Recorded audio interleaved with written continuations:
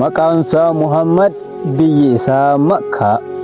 Bareeda akka isaa hin argine takka. Mi'aayaa seenaansaa caalu daymaddaamu. Eenyutu wallaala Ahmad Mukarramu.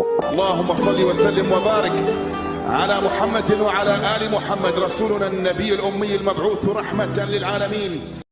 إلى إجينا ماتيمي سالفي قدسا نمالين ددربو سوتا سدبسا جارم بيكما أفسلي أكسي هوتو مقائسا سيفي ما تقسي. آمير من عبد الله ابن الجراحي دا قرو كم بيكمون أبو عبيدة دا.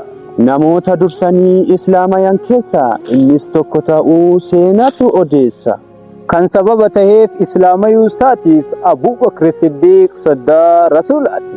Yaa miidhagina seenaa jaraa seenee bahuudhaaf dhabe karaa galaana seenaa isaanii daakuuf daakaa wallaalee jala taraa. Ilaa yoo ka beeku himuu seenaa sahaabotaa garanna boora ya qalbin na dheebota.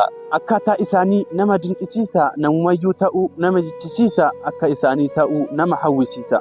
Inni har'a finne seenaan isaa danu seenaa isaa muraasa waliin haa ilaallu. Bara 4 irraa biyyuma Makkaatti bara 13 tureetiin dhalate gosti isaas adii jechuudhaan beekamti. Namaaf sodaan qabu nama onneen jaba akkasuma ture gaafa jaahiliyyaa gaafuma jalqaba. Maqaansaa Umari eeyyan Umar ibn al-Khattab kan rabbiin sodaatu rabbii isaa gabbaruu kanaafu shayxaanni karaa inni bahee tasumaayyuun taru. Goobaan islaamummaan samiif dachiin iftee zulmiin iddoo dhabee adliin babal'atee mulqamee dukkanni dungoodhaan hangiftee biyyi lafa guutuun daraara lalistee.